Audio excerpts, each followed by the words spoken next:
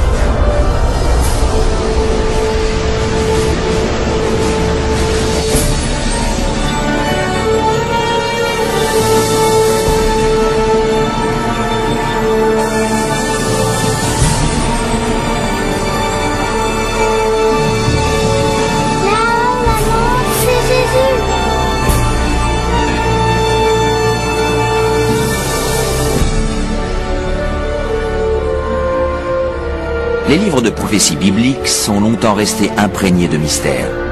Textes anciens, nombres cryptiques, images symboliques, tous décrivent d'épouvantables événements apocalyptiques proches. Est-il vraiment possible de les comprendre? Qu'est la marque de la bête? Serait-ce, comme certains le prétendent, une puce implantée sous la peau? Quelque chose de plus insidieux? Et l'Antéchrist? Ce sinistre ennemi de Dieu a-t-il déjà fait son apparition? Ou est-il encore à attendre dans l'ombre? La fin du monde sera-t-elle déclenchée par des attaques terroristes? Serons-nous témoins des horreurs d'Armageddon et des 7 dernières plaies? Que faut-il savoir pour ne pas être laissé pour compte lorsque le Seigneur reviendra? Reconnaîtrons-nous les derniers jours et saurons-nous à quoi nous attendre? Vous allez découvrir ce que la Bible dit réellement sur les événements terrestres de la fin des temps. Joignez-vous à moi et découvrons ensemble les faits se cachant derrière la fin du monde dans la prophétie biblique.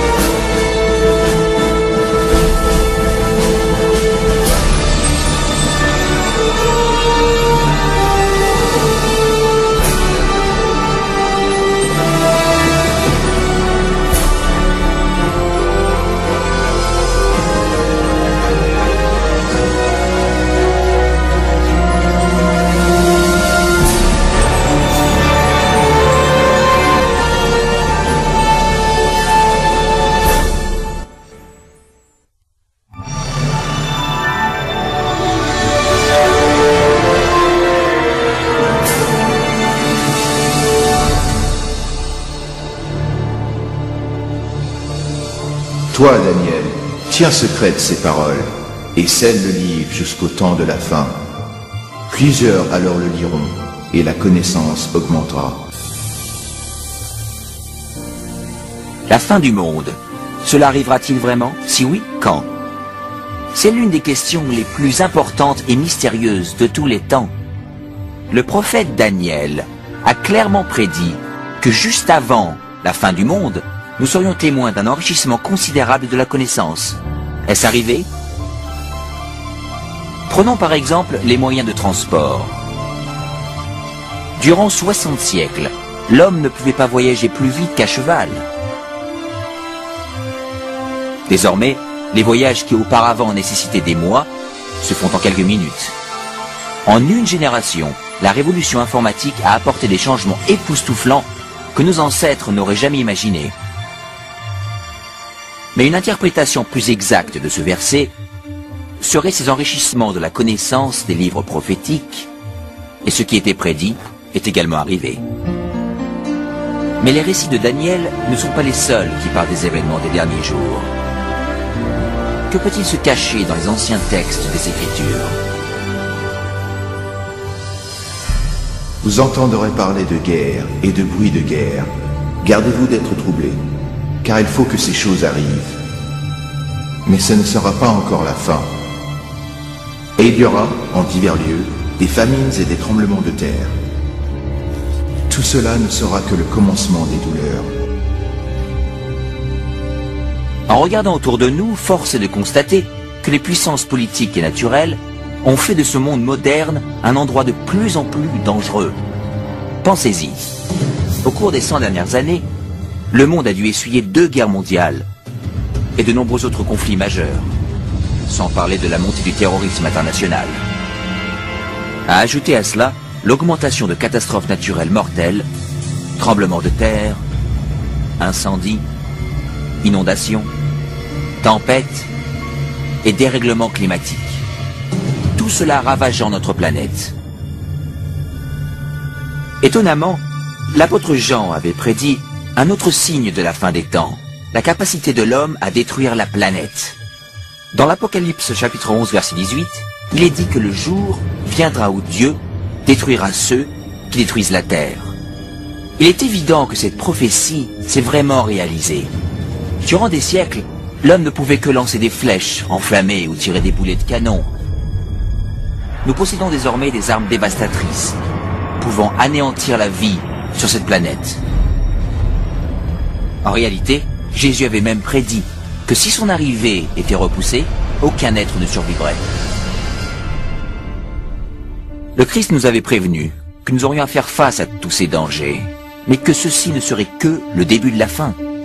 Est-il possible que la fin du monde soit réellement déclenchée par l'humanité ? Sache que dans les derniers jours, il y aura des temps difficiles, car les hommes seront égoïstes, amis de l'argent, fanfarons, hautains, blasphémateurs, rebelles à leurs parents, ingrats, irreligieux, insensibles, déloyaux, calomniateurs, intempérants, cruels, ennemis des gens de bien.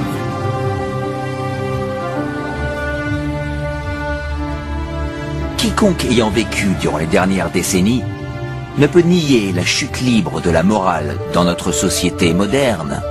Chaque génération repousse les limites d'une conduite acceptable. Chaque nouvelle génération évolue donc dans un contexte moins moral que la précédente. Malheureusement, cette tendance semble inexorable. À l'époque de Noé, la décadence conduisait à la destruction avec le déluge. Au temps de Lot, la dépravation perverse de Sodome et Gomorrhe conduisit à la destruction de ces cités par le feu divin. Ce qui arriva du temps de Lot arrivera pareillement. Les hommes mangeaient, buvaient, achetaient, vendaient, plantaient, bâtissaient. Mais le jour où Lot sortit de Sodome, une pluie de feu et de soufre tomba du ciel et les fit tous périr. Il en sera de même le jour où le Fils de l'homme paraîtra. Est-il possible qu'aujourd'hui, la perversion et l'immoralité puissent encore appeler les jugements du ciel ? En plus du déclin moral de la société, la Bible prévoit également une montée en flèche du spiritualisme et de l'occultisme dans les derniers jours. Mais l'Esprit dit expressément que dans les derniers temps, quelques-uns abandonneront la foi pour s'attacher à des esprits séducteurs et à des doctrines de démons. La communication avec les morts, longtemps interdite par les Écritures, est maintenant largement acceptée, même dans les églises modernes. Les émissions de télé et les films mettant en scène la sorcellerie et les sciences occultes sont extrêmement populaires, surtout chez les jeunes. Malgré cette immoralité et cet étouffant spiritualisme, la Bible nous enseigne que là où le péché abonde, la grâce abonde d'autant plus. La promesse qu'a faite Jésus quant à la propagation mondiale de l'Évangile juste avant son retour offre un espoir profond. Cette bonne nouvelle du royaume sera prêchée dans le monde entier pour servir de témoignage à toutes les nations. Alors viendra la fin. La tâche de répandre l'Évangile aux 4 coins de la terre, qui autrefois paraissait insurmontable, devient vite une réalité. Grâce aux missionnaires, aux livres, aux cassettes, aux émissions satellites et à l'Internet, l'évangélisation s'accélère autour du monde. Le message du Sauveur n'a jamais été aussi répandu qu'aujourd'hui. La Bible révèle que nous vivons actuellement les derniers jours de la Terre. L'amélioration de la connaissance, l'instabilité globale, le déclin moral et l'intérêt démesuré pour l'occultisme prouvent que la fin est proche. Les signes de la fin sont bel et bien visibles. Mais il y a plus. La Bible annonce aussi que ce sont ces forces opposées du bien et du mal qui conduiront le monde à la bataille finale d'Armageddon. Bientôt, une crise mondiale encore inconnue plongera la planète entière dans les événements les plus terribles jamais vus encore.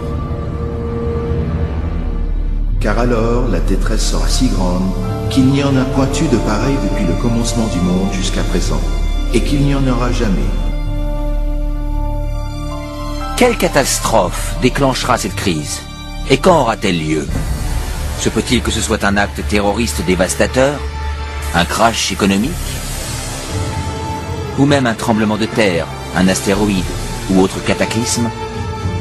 Une catastrophe chimique ou un fléau biologique mortel? Peut-être un mélange de tous ces désastres.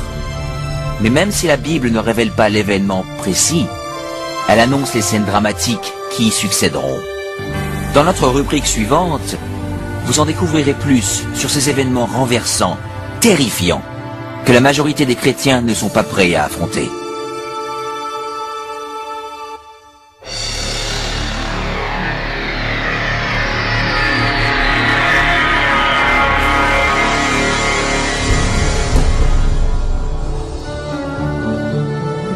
Alors que la fin du monde approche, les leaders mondiaux se battent contre les multiples catastrophes. Pendant ce temps, les chrétiens fidèles à Dieu font l'expérience d'un merveilleux élan d'énergie venant du Saint-Esprit.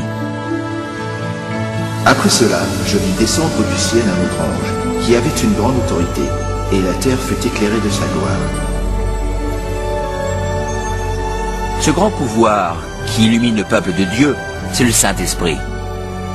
Avec une sainte audace, il témoigne pour Dieu, implorant les églises pour qu'elles se réforment et appelant les égarés à venir vers le Christ. Il respecte la parole de Dieu et encourage le monde à se repentir et à obéir au commandement divin. Une atmosphère de renouveau se répand sur la planète et il appelle tous les pasteurs et les membres de l'Église à sauver les âmes. Alors que l'œuvre du Saint-Esprit augmente et les manifestations occultes s'intensifient, des démons trompeurs apparaissent par milliers en se faisant passer pour des êtres aimés, décédés ou des saints du passé. Ils parlent de paix et d'espérance en présentant des doctrines pleines d'erreurs subtiles et dangereuses. La Bible nous prévient. Car ce sont des esprits de démons qui font des prodiges. Comme on le suppose, ces manifestations ont une grande influence et très peu se prononcent contre elles. Jusqu'ici, les familles et les églises sont restées inefficaces dans leur tentative d'enrayer cette vague de malfaisance mondiale. Au cœur de cette agitation politique, morale ainsi qu'environnementale, les hommes cherchent le moyen de bloquer cette immoralité grandissante que nous avons aujourd'hui. Poussés par les électeurs, les leaders religieux et politiques mettent en place des mesures légales plus fortes pour restaurer les principes divins et la paix. Sous cette pression, le gouvernement vote des lois allant à l'encontre des principes de Dieu.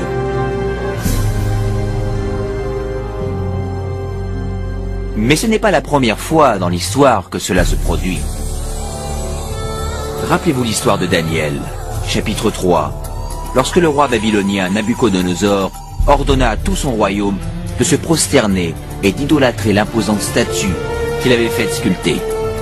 3 jeunes Hébreux savaient que cet ordre était contraire au 2e commandement concernant l'idolâtrie. Déterminés à rester fidèles à Dieu, ils refusèrent de se prosterner. Le roi les fit jeter au bûcher. Mais Dieu intervint miraculeusement et leur sauva la vie. Et il y a également l'histoire de Daniel dans la fosse aux lions, lorsque le roi de Perse proclama une loi interdisant de vénérer tout autre dieu que lui-même durant 30 jours. Daniel savait qu'en obéissant à cette loi, il devait violer le premier commandement de Dieu. Il continuait à prier Dieu ouvertement et quotidiennement, mettant sa vie en danger. les ennemis de Daniel rapportèrent ces faits au roi qui, à contre-cœur, fit jeter son fidèle servant dans la fosse aux lions. Dieu manifesta encore son pouvoir et épargna miraculeusement la vie de Daniel. Et de la même manière, l'Apocalypse prédit qu'une force maléfique poussera les gouvernements à mettre en vigueur des lois indiquant comment l'on est censé adorer Dieu. Elles sembleront promouvoir la moralité. En réalité, elles prépareront le monde à accepter la marque de la bête et l'Antéchrist. Car il s'élèvera de faux Christ et de faux prophètes. Ils feront de grands prodiges et des miracles, au point de séduire, s'il était possible, même les élus. Alors, dans ces moments de crise, lorsque le monde cherchera désespérément la délivrance et la stabilité mondiale, l'aide apparaîtra sous une forme des plus surprenantes. Partout autour de la planète, on entendra ce cri « Jésus est arrivé, Jésus est revenu ». Un être rayonnant et charismatique se présentera comme le Fils de Dieu. Une nuée de reporters affluera pour voir cet être surnaturel faire des miracles. Ils l'entendront répéter les mots prononcés par Jésus dans les Écritures. Cet événement sera retransmis via satellite et des millions de gens croiront, à tort, que cette apparition confirme les Écritures. Il sera vu de tous. Beaucoup de religions attendent la venue imminente d'un sauveur. Et cet être radieux paraît être la réponse à toutes leurs prières. Mais dans le deuxième épître Corinthiens, la Bible met en garde contre Satan sous l'apparence d'un ange de lumière. Ce n'est pas Jésus que les hommes accueillent à bras ouverts, mais Satan, se faisant passer pour le Fils de Dieu. Et ce faisant, le diable est ainsi capable de réunir les hommes et de renforcer ainsi son système de culte trompeur. Il réalise alors que les catastrophes s'intensifient, les chefs d'église veulent pousser la planète à adhérer aux doctrines trompeuses de cet imposteur et faux messie. C'est ici la persévérance des saints qui gardent les commandements de Dieu et la foi de Jésus. Mais tous ne sont pas dupes. Certains se rendent compte que la Bible avait prédit cette supercherie. Et ils savent que le but de ce faux messie est d'éloigner les hommes des commandements de Dieu. Mais ce n'est pas la première fois que Satan apparaît en ange de lumière. Lorsque le Christ fut tenté dans le désert, Satan lui apparut, déguisé en glorieux messager de Dieu. Le diable révéla sa vraie identité lorsqu'il incita Jésus à désobéir à la parole de Dieu.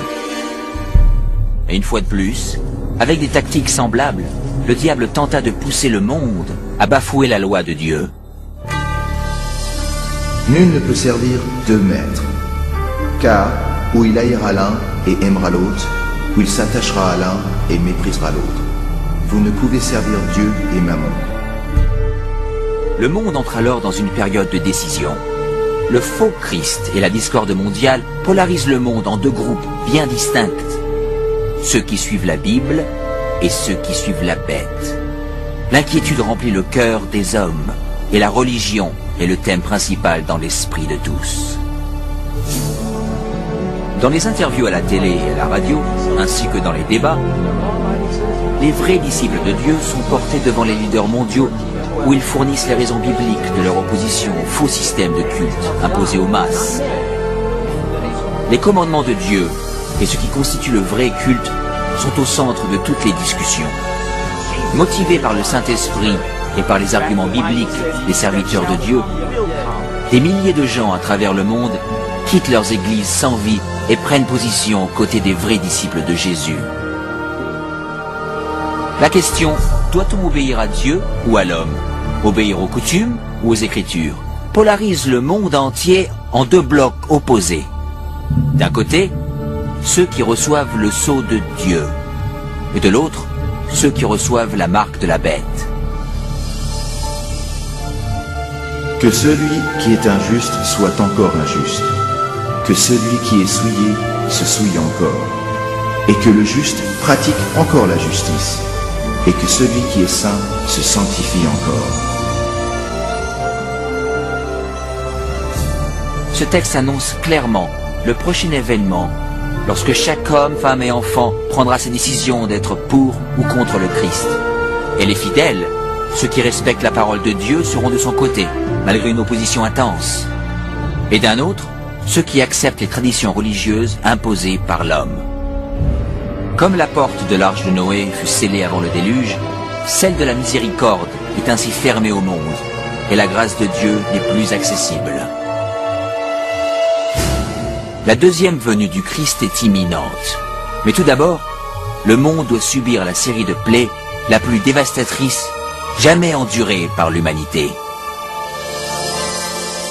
Et j'entendis une voix forte qui venait du temple, et qui disait aux 7 anges, « Allez, et versez sur la terre les 7 coupes de la colère de Dieu. » Le premier alla, et il versa sa coupe sur la terre, et un ulcère malin et douloureux frappa les hommes qui avaient la marque de la bête, et qui adoraient son image. Tout espoir d'amélioration est détruit lorsque les 7 dernières plaies de l'Apocalypse s'abattent finalement sur notre planète. C'est le fléau le plus abominable jamais vu par l'homme, et c'est aussi le dernier. La première plaie est extrêmement douloureuse et effroyable, et cause une atroce souffrance pour les égarés. 6 autres suivent rapidement.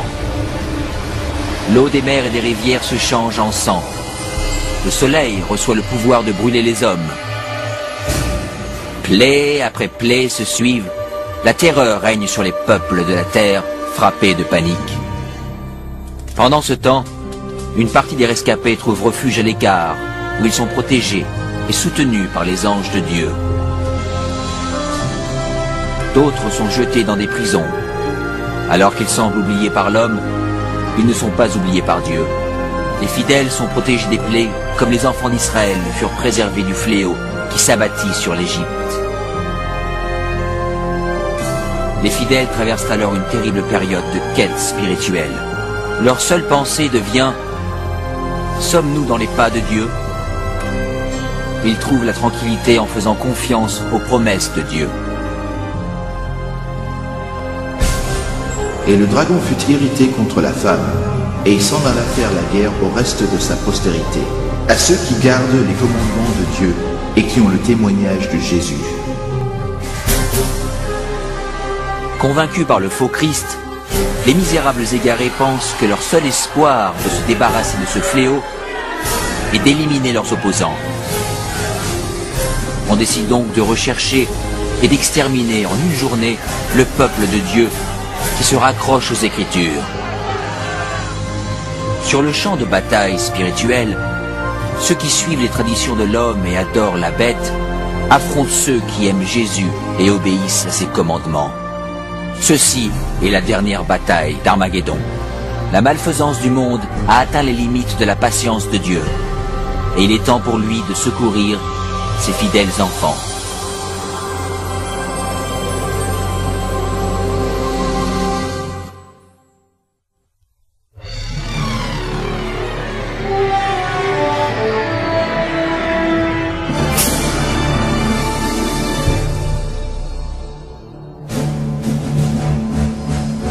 Au milieu de la nuit, on cria « Voici l'époux, allez à sa rencontre !» À l'heure la plus obscure, l'espérance tant attendue de tous les temps devient une réalité.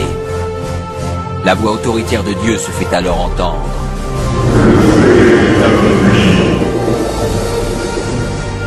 La voix tonitruante remue les cieux. Un puissant tremblement de terre signale alors l'approche d'une grande armada céleste. Les enfants de Dieu, qui étaient blêmes et hagards, se redressent devant leurs oppresseurs, encerclés par un arc-en-ciel lumineux. Leurs visages resplendissent, car ils savent que leur Rédempteur et ses anges viennent les chercher. Voici, il vient avec les nuées, et tout œil le verra, même ceux qui l'ont percé, et toutes les tribus de la terre se lamenteront à cause de lui. Ce n'est pas un enlèvement secret, comme vous avez dû l'entendre. Toute personne sur Terre assiste à cet événement extraordinaire, et la plupart en sont terrifiés. Les égarés s'enfuient dans les cavernes, tentant en vain de se cacher d'une voix sacrée. Les Comme Jésus l'avait promis, les êtres malveillants qui avaient marqué son procès et sa crucifixion sont élevés de leur tombe pour le voir arriver dans un nuage de gloire. Car le Seigneur lui-même a un signal donné, à la voix d'un archange et au son de la trompette de Dieu, descendra du ciel, et les morts en Christ ressusciteront premièrement. On entend alors une trompette résonner dans les cieux. Et la voix toute-puissante du Sauveur appelle les saints endormis depuis des siècles. Réveillez-vous, vous qui dormez dans la poussière, et levez-vous. Sur toute la terre, une armée de saints se lève de leur lit de poussière. Ils apparaissent dans des corps jeunes, glorifiés et immortels, sans aucune trace de maladie ou de défiguration. Ensuite, ceux qui ont traversé la période trouble sont également transformés. Ils reçoivent un nouveau corps, beau et immortel. Les âmes perdues, terrifiées, regardent avec angoisse cette scène surprenante. Ensuite, nous, les vivants, qui serons restés, nous serons tous ensemble, enlevés avec eux sur des nuées, à la rencontre du Seigneur dans les airs. Et ainsi, nous serons toujours avec le Seigneur. Les âmes transformées s'élèvent au-dessus de la destruction. Comme du fumier sur la terre. Au cours de la deuxième venue, le chaos règne sur la planète. Parmi les ouragans de démons hurlants, les tremblements de terre, les océans bouillonnants, les îles en disparition et les nuages menaçants, la terre est battue de grêlons gigantesques. Les âmes perdues encore vivantes sont bientôt détruites par la clarté de la présence du Seigneur. Leurs corps sont éparpillés sur la surface de la planète ravagée. Pour la première fois depuis sa création, la Terre est désormais complètement dépourvue de toute vie humaine. Seul Satan et ses anges déchus demeurent pour contempler les résultats de la rébellion.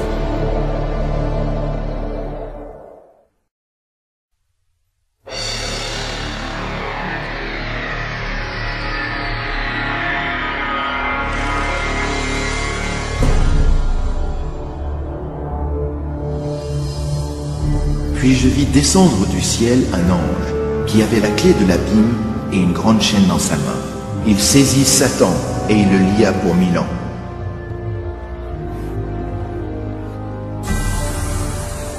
Entourés par le monde qu'ils ont ruiné, Satan et ses anges se retrouvent liés à la terre pour 1000 années. Ils sont emprisonnés sur cette planète sombre, déserte et abyssale. Seul avec ses démons, Satan doit attendre et méditer sur sa punition future.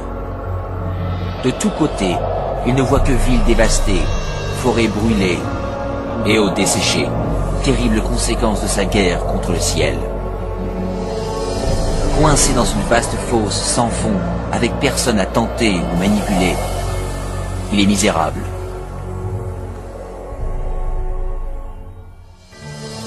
Et je vis des trônes, et à ceux qui s'y assirent fut donné le pouvoir de juger. Ils revinrent à la vie, et ils régnèrent avec Christ pendant 1000 ans. Alors que Satan médite seul sur son sort, les âmes rachetées profitent des gloires indescriptibles du ciel. Chacun rencontre son ange gardien qui répond aux multiples questions concernant sa vie sur terre. Puis Dieu, dans un acte ultime de révélation, les invite tous à participer au jugement des âmes perdues en ouvrant leur dossier. Les rachetés peuvent voir pour quelles raisons ceux qu'ils pensaient retrouver au paradis n'y sont pas.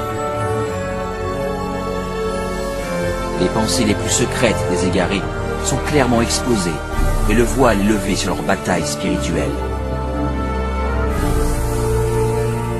Les actes et motifs des anges déchus sont clairement visibles.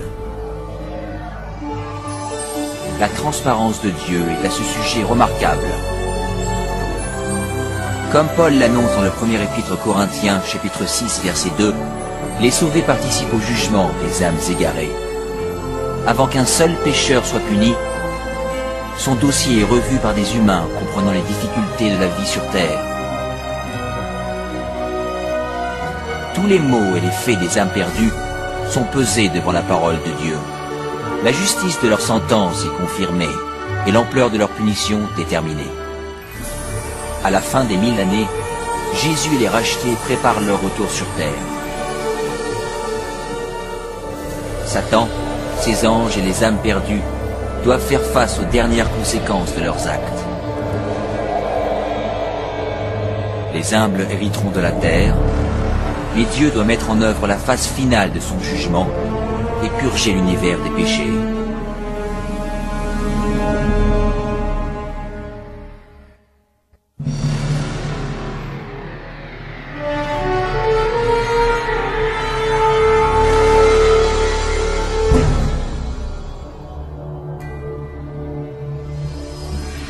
Et je vis descendre du ciel, auprès de Dieu, la ville sainte, la nouvelle Jérusalem, préparée comme une épouse qui s'est parée pour son époux.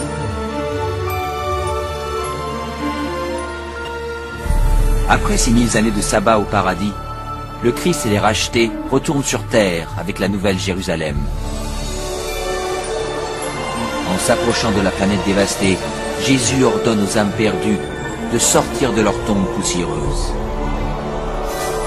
Entendant ces mots, les laissés pour compte de toutes époques et de tout lieu se présentent devant Dieu.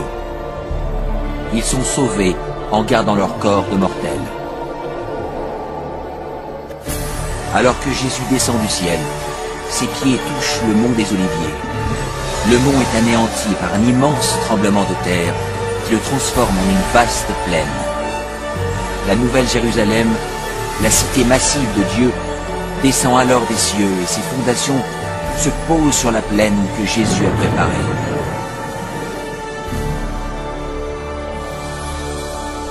Quand les 1000 ans seront accomplis, Satan sera relâché de sa prison, et il sortira pour séduire les nations, afin de les rassembler pour la guerre.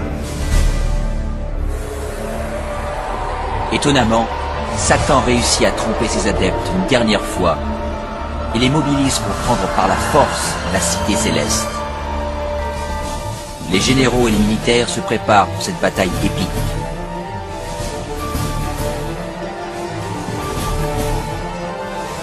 Les âmes perdues prouvent ainsi que leur cœur n'a pas changé. S'ils le pouvaient, ils renverseraient Dieu de son trône et s'empareraient de la cité sainte. Ils se rendent compte que cette guerre inutile est en réalité perdue d'avance. Le jugement dernier est arrivé. Et je vis les morts, les grands et les petits, qui se tenaient devant le trône. Des livres furent ouverts, et les morts furent jugés selon leurs œuvres.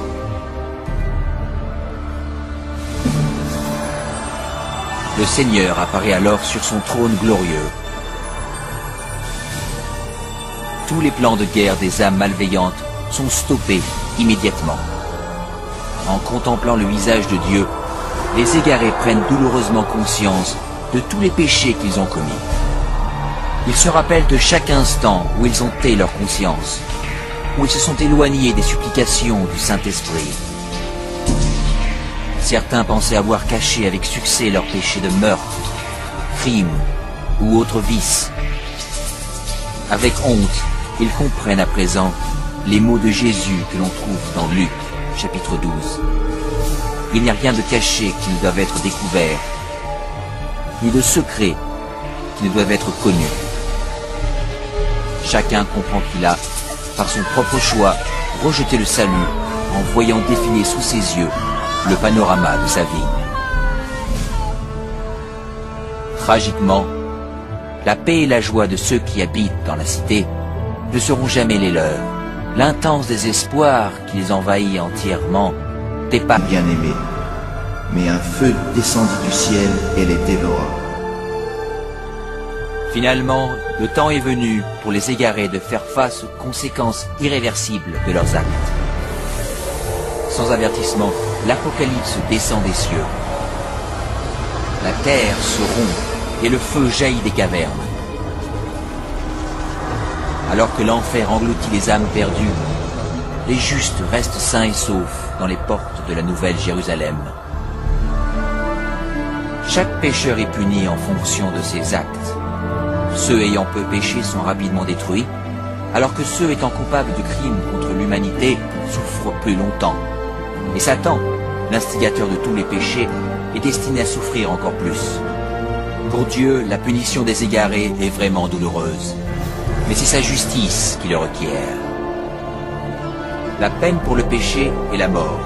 Sur la croix, Jésus a souffert de cette punition au nom de tous ceux qui accepteraient son sacrifice.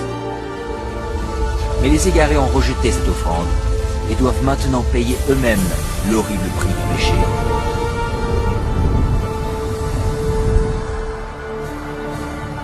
Car voici, le jour vient, ardent comme une fournaise. Tous les hautains et tous les méchants seront comme du chaume.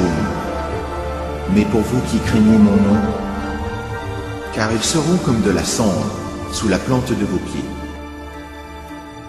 Alors que les dernières braises de la punition refroidissent, les citoyens de l'univers élèvent leur voix et prient Dieu pour que le règne de terreur de Satan soit à jamais terminé. La paix de l'univers est en sécurité. Dieu porte désormais son attention sur la création d'un nouvel Éden et d'une nouvelle terre.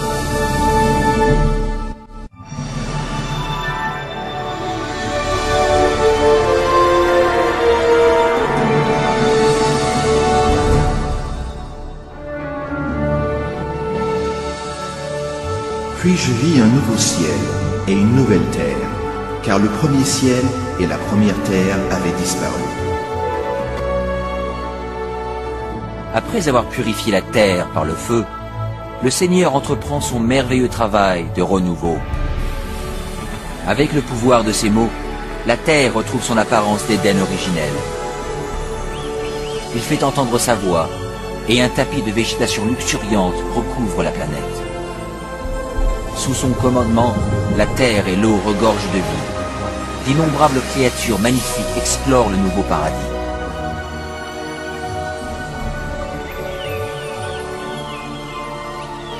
L'atmosphère vivifiante est pure et douce. La terre est le reflet de la création. Il essuiera toute larme de leurs yeux, et la mort ne sera plus, et il n'y aura plus ni deuil, ni cri, ni douleur, car les premières choses ont disparu.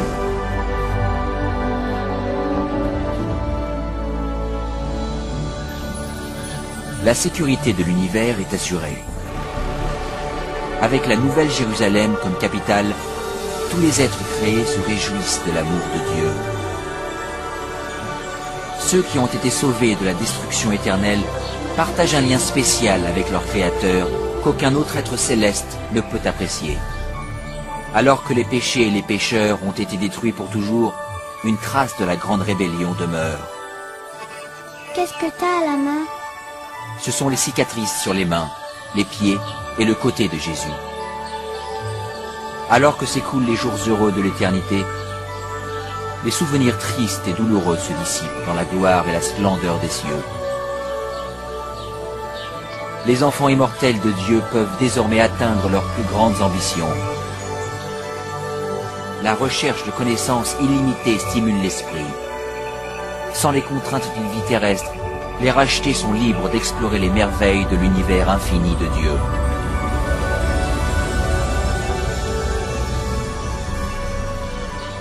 Le ciel est un endroit de paix et d'harmonie parfaite, où l'amour pour Dieu et les autres remplit tous les cœurs. La Bible promet que ce royaume éternel peut être votre éternel foyer. Jésus s'est sacrifié sur la croix pour vous offrir le pardon et la victoire sur les péchés. Plus que toute autre chose, il veut que vous habitiez avec lui sur cette nouvelle terre. Alors qu'il fait tout pour vous sauver, il ne peut vous forcer à accepter ce cadeau. Vous devez l'accepter vous-même. Irez-vous vers lui aujourd'hui? Demandez-lui maintenant et il viendra dans votre cœur.